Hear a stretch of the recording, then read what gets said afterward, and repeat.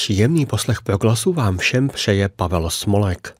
Dnes jsem pro vás připravil rozhovor s panem Jiřím Holým, zakladatelem a vedoucím LL Likvidace lepry. A naše povídání bude věnováno jak jinak práci, kterou vykonávají pro ty nejubožejší v různých částech světa. Pane Holý, je to 18 let, co jste předsedou LL Likvidace lepry. Jak jste k tomu vlastně přišel? Co vás vedlo k založení LL Likvidace lepry? No, musím uvést, že jsem mariánský ctitel. A to mne k tomu přivedlo. Pro mne Matka Kristova je skutečně matkou. Několikrát jsem ji viděl ve snu, a to v době, když jsem ještě nebyl katolík. Dokonce se s ní ve snu hovořil. Po takovém setkání nelze nevěřit v Panu Marii, to přemůže každého. To se vám uloží v srdci, protože se zamilujete navždy. Žije to ve vás. A ono to má také svůj praktický význam vždycky.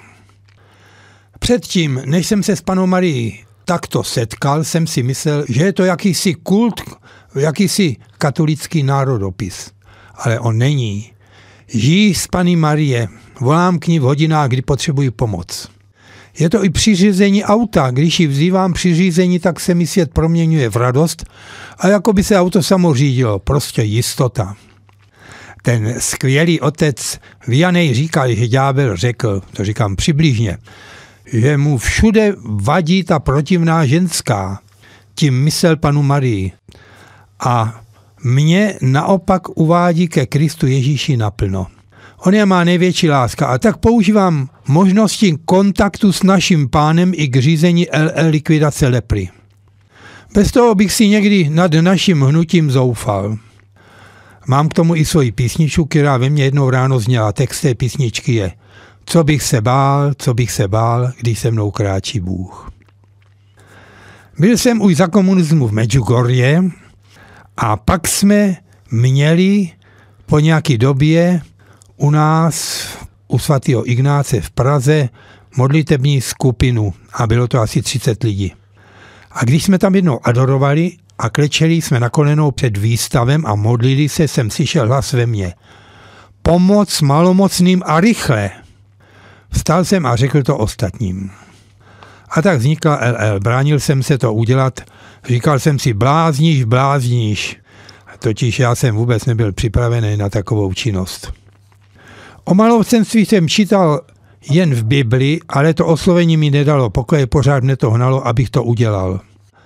A tak po 18 letech, co LL vznikla, pomáhá tvoření nebeského království v třetím světě, ta maličká úrodníčka, kterou tam LL zasela, je, že kde LL působí, malomocenství skoro vymizelo. Původně tam bývalo na 10 000 obyvatel 8 malomocných a nyní to není ani celé 1%. Ale ten boj s malomocenstvím ale ještě trvá. Stále se kontroluje, aby se to nevracelo. Kdo se nejvíce zasloužil o pomoc malomocným? Hlavní podíl na likvidování malomocenství má církev. Neboť již dávno před objevem léku na malomocenství byly po celém světě rozsety leprastanice, které vedly hlavně ženské, ale i mužské řády. Řeholnice a řeholníci pod vedením kněžím tak osvobodili svět od této hrozné nemoci. A vy jste říkal, že vlastně na začátku toho založení LL Likvidace lepry bylo, že jste slyšel, že se musí hned začít pomáhat malomocným. A jaké byly vlastně ty začátky? Počátky LL šly ze začátku jako po másle. Myslel jsem si, že při tom vedení LL budu ještě malovat. Jsem akademický malíř a v té době jsem nejlépe maloval, ale nešlo to. Musel jsem se pomoci malomocným věnovat naplno. Peníze jsem vydělávat nemusel, byl jsem už v penzi. A zapojila se do práce i moje paní, která po 18 let řídila a sama vyřizovala zasílání léků do leprastanic. To bylo to nejtěžší. Totiž skoro je snazší vyžebrat peníze, než spolehlivě umístit pomoc do ověřených a kontrolovaných leprostanic. Byla by to hora léků, protože to bylo asi do 60 leprastanic v Africe, Asii a Jižní Americe po dobu 18 let. Taky musím poznamenat, že při založení LL nám pomáhalo mnoho přátel. a v modlitební skupině jsem měl modlitební zázemí. A jaké je vlastně vaše hlavní poslání? Naše činnost má poslání a to je milosrdenství a současně misijní poslání. Totiž leprosárie jsou misijní.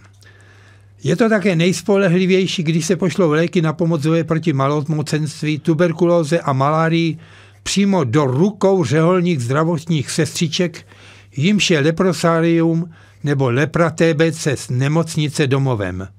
Tam se nekrade. Právě církev, ta má v boji proti infekčním chorobám na druhém konci světa, které kosí 100 000 lidí, protože nemají léky a kam se obrátit o pomoc, má církev úlohu v dějinách lidstva přinášet osvobození od těchto nemocí a osvobození z pohanských ničivých následků a vnes světlo i do polopohanských tradičně zastaralých kultur. Mohl bych uvést statistiky o stavu malomocenství, ale lepší bude, když uvedu příklad dobré pomoci v boji proti malomocenství a také v boji proti tuberkulóze, která se v současnosti stará přímo explozí v třetím světě a také bojem proti malárii.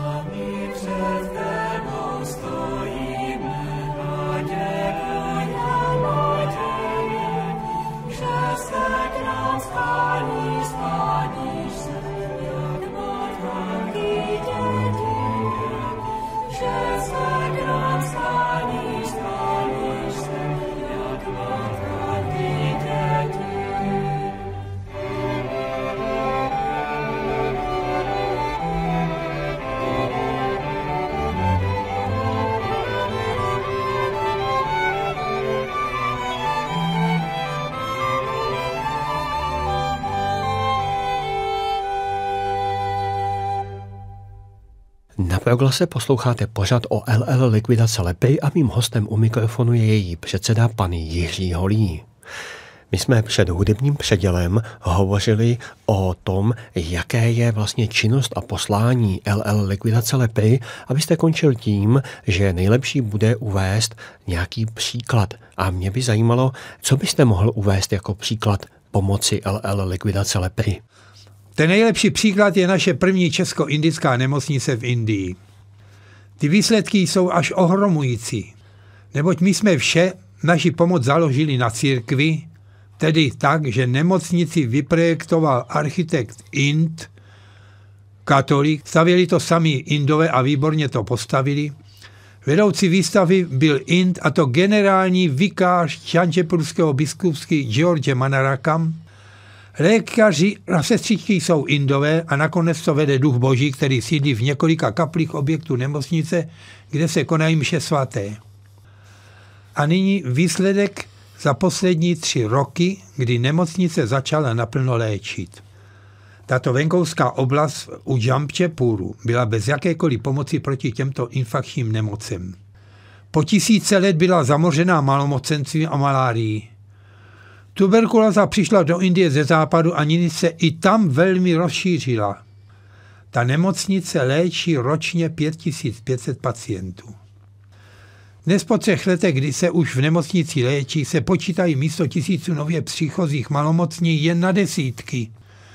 Tuberkulózní na stovky a malárie ale bohužel na tisíce. Bylo jich dokonce léčeno v té nemocnici 3500, teda při té nemocnici, tam jezdí ta mobilní klinika po těch vesnicích. Ale i ti jsou zachraňováni personálem nemocnice. Je to vlastně zázrak. Pan Ježíš uzdravoval zázračně a také množil chleba zázrakem božím, protože je Bůh. To my nedokážeme, ale svou přičinlivostí, a to Bůh chce, můžeme také množit dobro. Bůh chce, abychom množili Boží království na zemi. A to se tvoří právě i pomocí těm nejubožejším, naší a tamních personále přičinlivostí. Naše aktivity v 3. světě vedou totiž kněží.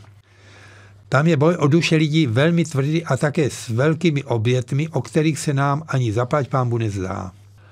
A tak naše hnutí tvoří vše, co se tak halasně hlásí mnoha aktivitami. Vodu, protože to je pro nás samozřejmé, chleba. Nemocnice má vlastní farmu, která z 95% vyživuje celý komplex. Gramotnost, protože jsme postavili školu a konvent pro sestry, což je nejlepší zázemím udrželnosti nemocnice do příštích let. Nemocnice je centrum pomoci i při očních chorobách. Je mimo infekční choroby útočiště také budoucích matek. Vždyť rodičky zde v této oblasti umíraly zbytečně na nedostatečnou hygienu. A teď již je tam i v té naší nemocnici porodnické oddělení a vedle toho mnoho lidí tam nalezlo také práci. A to dělá nebeský otec, který je nemocnici otcem, a svatý Josef, který je nemocnici pěstovnem. Je to totiž nemocnice svatého Josefa. A nakonec, nemocnice nás stála 14 milionů korun a léčebná zařízení 3 miliony korun. A roční provoz nás stojí 1 milion korun, což je prostě všechno fantastické. U nás by to stálo všechno nejméně 10krát tolik. Ale i tam to bude stoupat. A sice peníze na provoz, protože kolem nemocnice se stále rozvíjí další sociální zařízení. Zkrátka je to jedna z nejlevnějších nemocnic na světě, kde se léčí zdarma.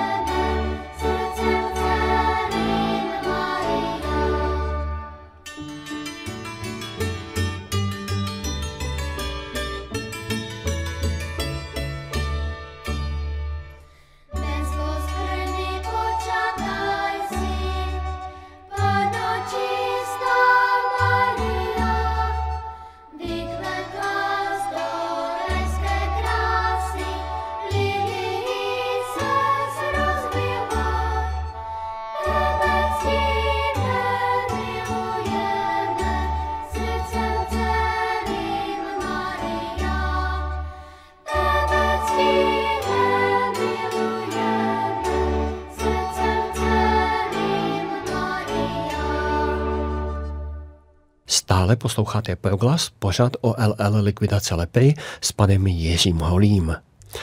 A pane Holý, mohl byste nám objasnit, co to vlastně znamená být malomocný třeba v Indii? Ano. Když se v rodině v Indii objevil někdo s malomocenstvím, bylo to pro celou rodinu obrovské neštěstí. Nic horšího se jim nemohlo stát.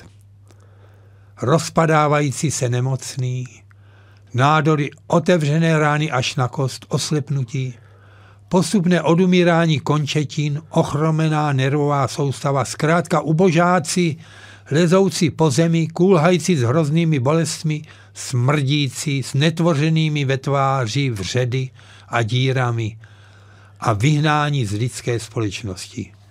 Když šel někdo kolem, museli volat malomocný, malomocný. Byli hladoví a žízniví v rozedraných hadrech, opuštění v tlupách, vykázáni z města. A i zbylé rodiny nastal strašný úděl, byli rázem v opovržení. Nemohli sehnat práci, nikdo si z takové rodiny nikoho nevzal. Všichni se jich štítili. Víte, umírání malomocných bez pomoci je i mnohaleté a je za hrozných bolestí a okolností. Ale umírání tuberkulózních, což tam je teď rozšířený a to velmi jako o to pečujeme. Tuberkulóza je vražednická choroba, není vleklá, je totiž rychlá. A právě k takovým lidem, o nich jsme teď mluvili, se začala směřovat naše pomoc LL likvidace lepry. Jaký je vedoucí personál u vás v nemocnici? Krásné je, co u nás asi není. Totiž, že tamní řády dokáží spolupracovat na jednom díle, a to je právě u naší nemocnice. Biskup je jezuita a ten daroval pozemek na nemocnici a také se o ní stará. Generální vikář je diecézní kněz a ten celé vybudování řídil a ten malý člověk, který je z jiného řádu, jako řádový bratr, jezdí na motocyklu po vesnicích v okolí vyhledávat nemocné infekčními chorobami, je to velmi důležitá činnost.